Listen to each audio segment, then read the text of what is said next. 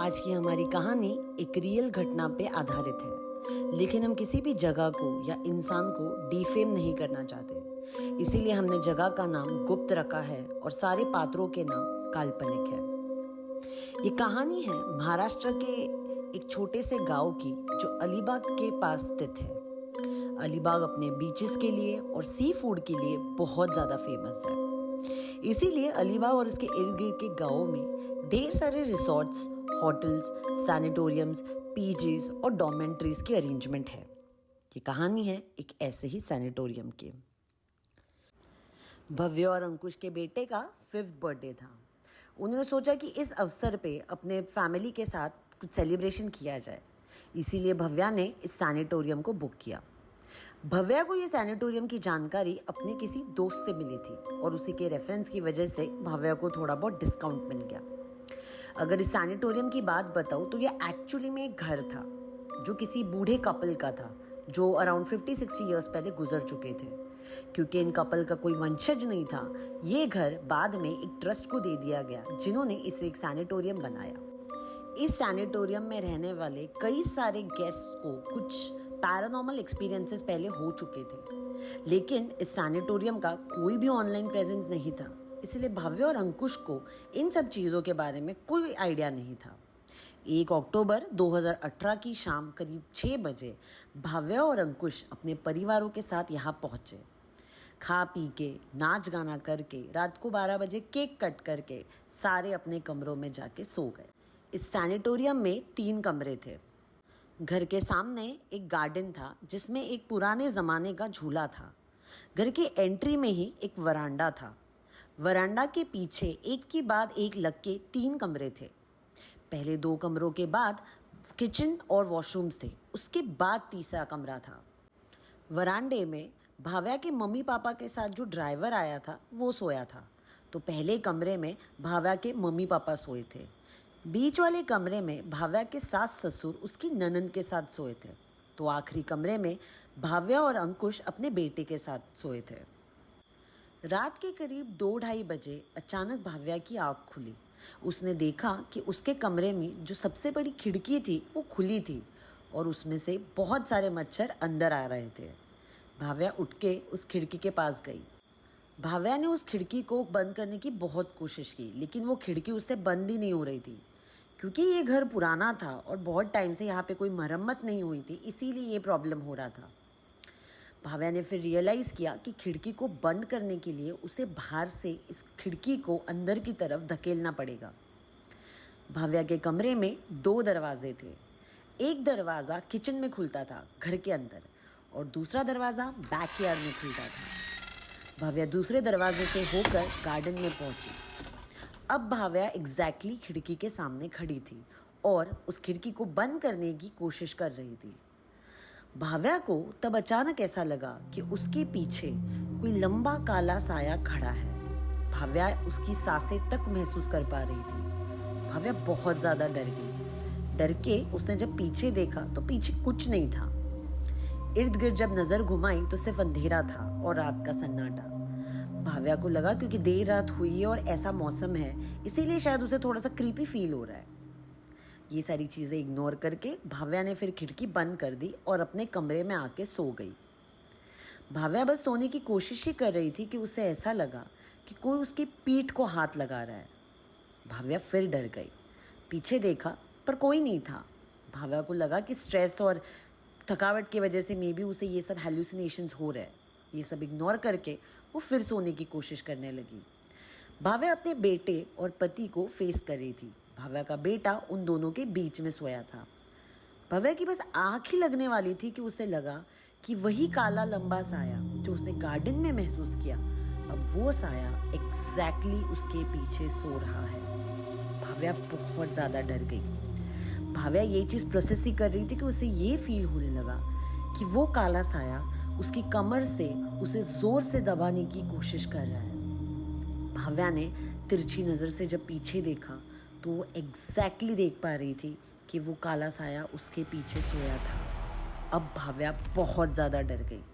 वो चिल्लाने की कोशिश करना चाहती थी, वो अपने हाथ पैर हिलाना चाहती थी, वो अंकुश को जगाना चाहती थी, पर डर के मारे शायद उसके बॉडी ने भी उसका साथ देना छोड़ दिया। रात के करीब 3-3:30 बजे हो गए। किसी की सिसकियाहटों की वजह से अंकुश की आँख खुल गई। अंकुश ने जब नींद से उठ के देखा तो बगल में सोई भाव्या नींद में रो रही थी। अंकुश डर गया। उसने भाव्या से पूछा, भाव्या भाव्या क्या हुआ तुम्हें? ठीक हो तुम? कुछ दर्द हो रहा है? कुछ तकलीफ हो रही है? क्या हुआ भाव्या? ये कहकर वो भाव्या को हिलाने लगा, लेकिन भाव्या ने ना ही अपनी आंखें खोली और ना ही कोई आंसर दिया। अंकुश सोच में पड़ गया कि हुआ क्या, लेकिन उसे कुछ समझ नहीं आ रहा था। इसीलिए भाग के वो अपने मम्मी पापा और सास ससुर के कमरे में चला गया। उसने वहाँ जाकर उन सबको ये व्याख्या बताई और सबको अपने कमरे में ले आया। जब सारे लोग भाव्या के कमरे में आए और कमरे की लाइट जली, तब सबने देखा कि भाव्या अब उठ के बेड पे बैठ गई थी। उसकी आंखें अभी भी बंद थी और वो रो रही थी। सबने भाव्या को उठाने की कोशिश की, उससे पूछने की कोशिश की कि उससे क्या हो रहा है, लेकिन भाव्या ने कोई आंसर नहीं दिया, बल्कि अपनी आंखें तक नहीं खोली। ये सब हंगामा हो ही रहा था, तब वारांडे में सोए भाव्या के मम्मी पापा के साथ आए ड्राइवर की भी आंख खुल गई। उसने देखा कि सारी घर की लाइटें ऑन थी और आखिरी कमरे में से कुछ आवाज़ आ रही थी। उसने घर का पहला दरवाज़ा खटखटाया, लेकिन क्योंकि भाव्या के मम्मी पापा भी आखिरी कमरे में थे, वो दरवाज़ा किसी ने नहीं खोला। ड्राइवर फिर गार्डन से होके घर के बैकयार्ड में पहुंच गया। अब वो एग्जैक्टली भव्या के कमरे के बाहर था। उसने जैसे ही दरवाज़ा खटखटाया, अंकुश ने दरवाज़ा खोला। ड्राइवर ने जैसे ही कमरे के अंदर कदम रखा और भव्या को देखा, तो उसने मराठी में ये बोला कि दीदीला कोणीतरी पछाडलंय। हिंदी में इसका मतलब है कि दीदी को किसी ने पजेस किया है। अगर आपको भव्या और अंकुश के परिवारों की बात बताऊं तो ये सारे बहुत ही एजुकेटेड लोग थे, शहर में पले बड़े थे। इनमें से कोई भी इन सारी चीज़ों पे बिल्कुल भरोसा नहीं करता था। लेकिन ड्राइवर की ये बात सुन के वो अचंभित हो गए। उन्हें समझ में नहीं आ रहा था कि वो क्या बोले, क्या रिएक्ट करे, क्योंकि गाँव नया था और रात का टाइम था। उनकी मदद के लिए और कोई नहीं था। इसीलिए उन्होंने सोचा कि अगर ड्राइवर कुछ कर रहा है तो उसे करने दिया जाए। ड्राइवर अब भव्या के बेड के पास आके एग्जैक्टली भव्या के सामने खड़ा हो गया। उसने मराठी में बोला कि नी इकडनं, तुझं इकडे काय काम, चल जा इकडनं। इसका मतलब है कि तू चला जा यहाँ से, तेरा यहाँ क्या काम, चल निकल जा यहाँ से। ये बोलने के बाद ड्राइवर ने अपने वॉलेट से एक चांदी का सिक्का निकाला और भव्या के फोरहेड पे लगाया। अब संस्कृत में ड्राइवर कुछ श्लोक या मंत्र बोलने लगा। अभी भी भाव्या और अंकुश के परिवारों को कुछ समझ में नहीं आ रहा था। अंकुश तो इन चीज़ों पे बिल्कुल बिलीव नहीं कर रहा था और उसका मन कर रहा था कि ड्राइवर को अभी के अभी भाव्या से दूर कर दिया जाए। लेकिन क्योंकि भाव्या के मम्मी पापा ने अंकुश को रोक के रखा था, उसने कोई रिएक्ट नहीं किया। ये सिलसिला करीब 10-15 मिनट तक चलता रहा। अब भाव्या के रोने की आवाज़ें और बढ़ गई थी, लेकिन उसकी आंखें अभी भी बंद थी और वो ड्राइवर को अपने से दूर करने की कोशिश नहीं कर रही थी। 15-20 मिनट के बाद भव्या बेहोश होकर बेड पे गिर गई, तो दूसरी तरफ ड्राइवर भी चक्कर खा के ज़मीन पे गिर गया। अंकुश दौड़कर भव्या के पास गया। भव्या को जब होश आया तो उसने बताया कि वो खिड़की बंद करने के लिए गार्डन में गई थी। तब उसने एक लंबा काला साया अपने पीछे महसूस किया, लेकिन वो चीज़ इग्नोर करके वो खिड़की बंद करके अपने कमरे में आके सो गई। जब सो रही थी तब उसने फिर से उस काले साये को अपने पीछे महसूस किया। इस बार वो उसका टच भी फील कर पा रही थी। भव्या ने सबको बताया कि उसने क्लियरली उस काले साये को अपने पीछे देखा था और कोई हैलुसिनेशन नहीं था। डर के मारे शायद फिर भव्या सो गई। उसके आगे जो सब हुआ वो कुछ भी भव्या को याद नहीं था। दूसरी तरफ जब ड्राइवर को होश आया तो उसने बताया कि वो नेगेटिव एनर्जीज को देख सकता है, फील कर सकता है और उनके साथ इंटरैक्ट भी कर सकता है। लेकिन क्योंकि शहर के लोग इन सब चीज़ों में बिलीव नहीं करते, वो कभी भी इन सारी चीज़ों को खुद से दूसरों के साथ शेयर नहीं करता। ड्राइवर ने बताया कि जब वो बेहोश हुआ था, जो आत्मा भव्या दीदी के अंदर प्रवेश कर चुकी थी, उस आत्मा ने ड्राइवर के साथ इंटरैक्ट किया। उस आत्मा ने ड्राइवर को बताया कि वो 80 साल पहले मर चुका था। वो आत्मा किसी लड़के की थी और वो अपने शादी के एक दिन पहले मर गया था। वो आत्मा किसी और की नहीं बल्कि इस घर के मालिक मालकिन के बेटे की ही थी और उसकी डेथ इसी घर में हुई थी। तब से उसकी आत्मा इस गांव में कैद है और वो हर रात इस गांव के फेरे लगाता है। आज रात भव्या दीदी जब गार्डन में गए थे, वो गलती से उसके फेरे के बीच आ गए, जिस वजह से उसे बहुत गुस्सा आया। भव्या दीदी को सबक सिखाने के इंटेंशन से ही उसने भव्या दीदी को पजेस किया था, लेकिन अब वो भव्या दीदी के बाहर है।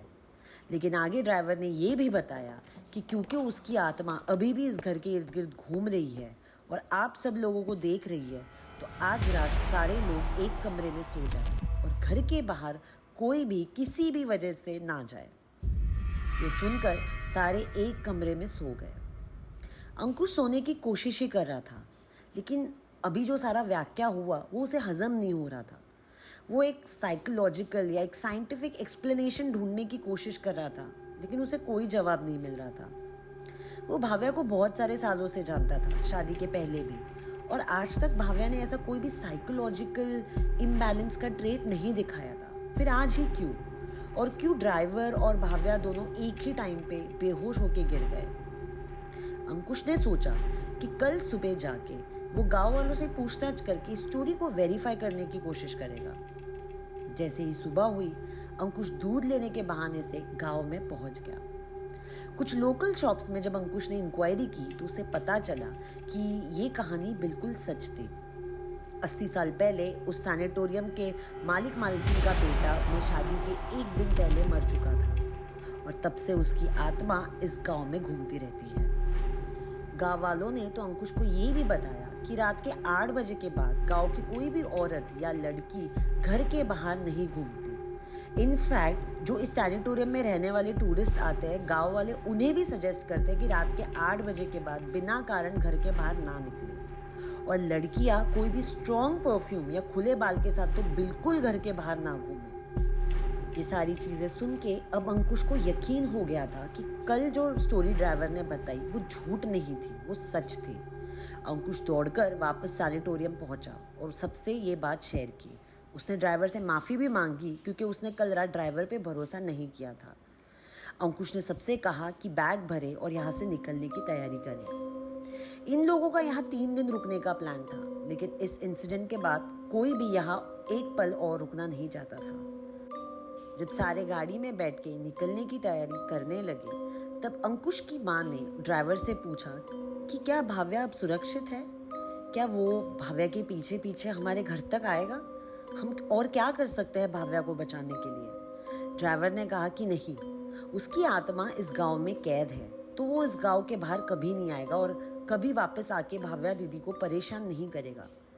लेकिन भाव्या दीदी पे एक नेगेटिव एनर्जी इफेक्ट कर चुकी है, तो मैं ये मानता हूँ कि जाते जाते हम किसी हनुमान मंदिर में रुक के भाव्या दीदी के हाथ से तेल और सिंदूर का दान कराएंगे। इससे अगर कोई नेगेटिव एनर्जी उनके पीछे होगी भी तो वो भी वही के वही ख़त्म हो जाएगी। भाव्या और अंकुश ने बिल्कुल वैसा ही किया। आज इस बात को बहुत सारे साल हो चुके हैं। भव्या आज भी जब उस रात की याद करती है तो उसकी रूह कांप जाती है, क्योंकि वो 100% श्योर है कि उस रात उसने कुछ पैरानॉर्मल चीज़ महसूस की थी, पहले गार्डन में और फिर अपने बेड पे। अंकुश आज भी कई बार सोचता है और कोई लॉजिकल या साइकोलॉजिकल एक्सप्लेनेशन ढूंढने की कोशिश करता है, लेकिन अगर भाव्या में कोई साइकोलॉजिकल प्रॉब्लम होता तो वो उस रात के पहले और उस रात के बाद भी कभी ऐसा कुछ करती, लेकिन उसने इसके बाद कभी ऐसा कोई बिहेवियर नहीं किया। हाँ, ये बात तय है कि अंकुश और भाव्या के परिवार में से कोई भी वापस मुड़ के कभी अलीबाग की तरफ नहीं गया, क्योंकि ये डरावना इंसिडेंट सबके जहन में घर कर चुका है। आप कमेंट सेक्शन में बताइए कि उस रात भव्या के साथ जो हुआ उसका कोई लॉजिकल या साइंटिफिक एक्सप्लेनेशन है, या सच में उस रात भव्या एक पैरानॉर्मल एक्टिविटी की शिकार हुई थी। क्या आप भूत प्रेतों में मानते हैं? और अगर आपके साथ भी ऐसी कोई घटना हुई है तो नीचे कमेंट्स में बताइए।